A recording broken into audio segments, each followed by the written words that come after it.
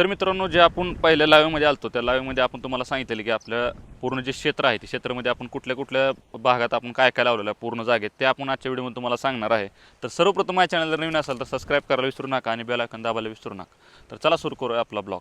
तर सर्वात प्रथम सांगायचं झालं तर हे प्लॉट आहे आपला 50 गुंठ्याचा. 50 गुंठ्यामध्ये आपण बघू शकतो लागवड जी डाळिंबीची केली त्याचं अंतर सांगायचं झालं तर 8 बाय आपण 14चं अंतर आहे पूर्ण डाळिंबीचं. जास्त अंतर सोडलेलं आहे त्यामुळे आपलं मोठा ट्रॅक्टर देखील ह्यात चालू शकतो. आणि मेन सांगायचं झालं तर आपल्या झाडात जे वारं खेळतं राहणार त्यामुळे आपल्या डाळिंबीला रोग कमी येणार. आणि ही 50 गुंठ्याचा पूर्ण प्लॉट आहे.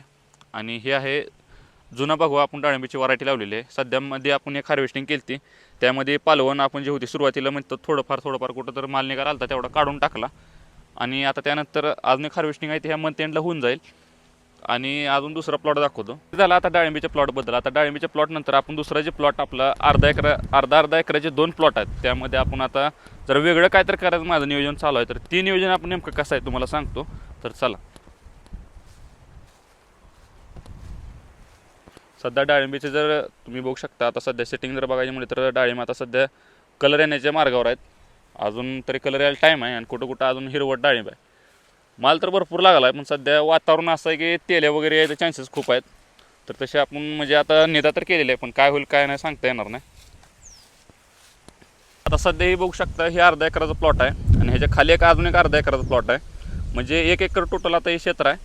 आता ह्याच्यात सांगायचं झालं तर आपण मध्ये ह्याच्यात वांगी लावलेली 8 फुटावर.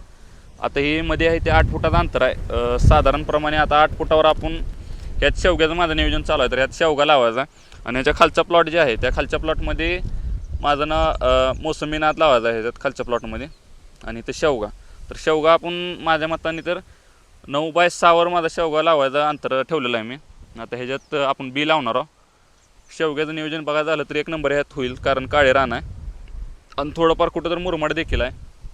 ट्रॅक्टरने पूर्ण आता बांध चढून घेतलेला आहे इथला आणि पूर्ण घाण झालेलं होतं सगळं कॅनल वगैरे ते सगळं स्वच्छ झाल्यामुळे आता रान देखील आपलं चांगलं झालेलं आहे. आणि इकडे आपला डाळिंबीचा प्लॉट आहे आणि ह्याच्या खाली आपण मोसंबी लावणार आहोत. आणि दुसरा जे आपला ऊसाचा प्लॉट आहे हे बघू शकता 265 ऊसाची व्हरायटी आपण इथे लावलेली. आणि ह्याच्या खाली जे आहे ते 86-032 आहे ह्या पूर्ण खालचं. आता 265चं सांगू आपण. आणि 265च्या वरच लिंबूचा आपण बाग लावलेली होती. तर लिंबूची बागसुद्धा आता बघू शकता सध्या चांगली मोठी झालेली आहे. मध्ये कुठं तर असं लिंबू देखील लागलेले आहेत मोठ्या मोठ्या झाडाशीनला पण काय काय जागेवर अजून लिंबू लागले नाहीत. आणि 265 व्हरायटीचं सांगायचं झालं तर बघू शकता की आता सध्या तर ऊस बघू शकता आता 7-8 कांड्यावर ऊस आहे. ऊस पण चांगला आहे. अजून आमच्याकडे पाऊस तर काय चालू झालेला नाही. आणि बघू शकता पाण्याचं नियोजन सांगायचं झालं तर आपण दंडाने पाणी देतो आणि त्यात आपण जोगाडे केलेला आहे. 2 इंची पाईप टाकलेले आहेत पूर्ण ह्याच्यात सरीत बरोबर. आणि त्याचा नुसतं बोळा काढायचा कापडाचा बोळा घातला बरोबर असं पाणी जाते. आणि असं पूर्ण नियोजन पूर्ण ऊसाला केलेलं आहे. आणि ऊसाचं जर बघू शकता तुम्ही आता किती कांड्यावर ऊस आहे सध्या तुम्हाला मोजून दाखवतो. हे खालचं 1, हे 2, 3, 4, 5, 6, 7, 8, 9, 10 आणि 11 म्हणजे आता सध्या 11 कांड्यावर ऊस गेलेला आहे. म्हणजे वरचं जे प्लॉट आहे ते चांगला आता झालेला आहे. वाढ चांगली झालेली आहे ह्या सध्या प्लॉटची. आणि बाकीचा संपूर्ण ऊस जे आहे ते बघू शकता तुम्ही चांगला झालेला आहे. आता ऊस कारखाना चालू झालेला आपलं पहिला हार्वेस्टिंग ह्याच ऊसाची होईल त्यानंतर खालच्या ऊसाची. आणि वर परत 86 लावला त्याचा देखील होईल. 86मध्ये पण आपण दाखवू नेमकं कसं आहे त्यात किती कांड्यावर ऊस गेला ते पण दाखवू आपण. भावांनो आता ऊसाबद्दल तर झालं. आता हे आहे आपली लिंबूची बाग. तर लिंबूची बाग शकता आपण 18 बाय 18ची लागवड आहे. सध्या पाऊस नसल्यामुळं ड्रीप हातरलेली आहे. एक रांगाला तेवढं ड्रीप हातरलेलं नाही बाकी सगळ्या रांगाला आपण ड्रीप हातरलेलं आहे बघू शकता. अजून सध्या तर म्हणजे कुठं मर रोग नाही जास्त करून. आणि लिंबू आता सध्या चांगला मोठा झालेला आहे. आता पुढच्या वर्षी माझ्या मताने चालू होईल याची हार्वेस्टिंग देखील. आता सध्या तर कुठं तर कोणत्या तर मोठ्या झाडाशीला फक्त लिंब लागले. आता पुढच्या वर्षी सरसकट सगळ्या झाडाशीला लिंब लागतील. आणि बांधावर जर सांगायचं झालं तर जे आपण राहिलेलं रान आहे त्यात आपण नारळाची झाडं लावलेली पूर्ण बघू शकता. नारळाची झाडं कुठं आंब्याची झाडं असं आपलं नियोजन आहे.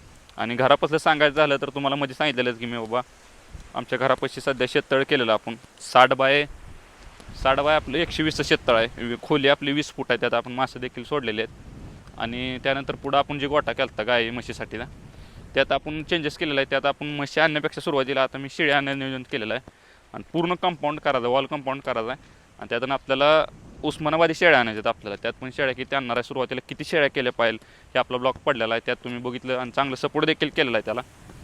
तर ह्यात पण आपण चांगला सपोर्ट करा आणि पूर्ण आपलं क्षेत्रात नियोजन तुम्हाला दाखवायला चालू आहे. लिंबूचं जे प्लॉट बघितलं त्यानंतर आपलं घरापसली वस्ती जी आहे ती कशी केलेली तुम्हाला सांगतो.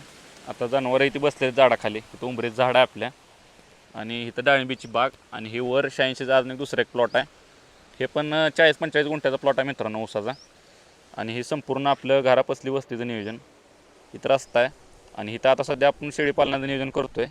हे मध्ये गोटा केलता आणि इथं संपूर्ण आता पूर्ण कंपाऊंड येणार ह्या भागात. पूर्ण हे असं कंपाऊंड येणार आहे तिथवर, त्या बरोबर आपलं शेततलाव जिथं संपत आहे तिथवर कंपाऊंड येणार आणि तिथं पूर्ण आपण मुक्त गोटा केला नाही आपलं, म्हणजे मुक्त संचार पद्धतीने आपण शेळी पालन करणार आहोत.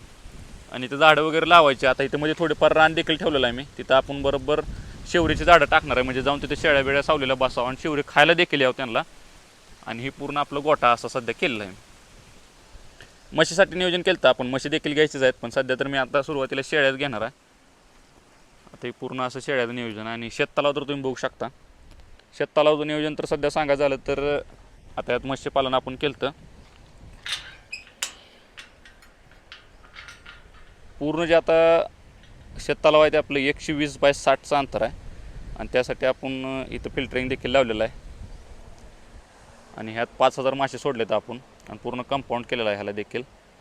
आणि असं घरापसली वस्तीचं आपलं नियोजन आहे. आणि वरचा आहे ते 86-032चा ऊस आहे. असं आपलं मित्रांनो नियोजन आहे. आपण जर शेतात जर आपण नियोजन चांगलं जर ठेवलं, प्रत्येक ठिकाणी कुठं ना कुठं चांगली गुंतवणूक केली, वर्षभर आपलं 2-3 महिन्यातनं प्रॉफिट निघला पाहिजे, ह्या हिशोबाने जर आपण शेत जर केलं तर आपल्याला 100% शेती परवडणार. आणि जर आजचा जर व्हिडिओ जर आवडला असेल तर जास्तीत जास्त शेअर करा आणि सबस्क्राईब करायला विसरू नका. तर धन्यवाद.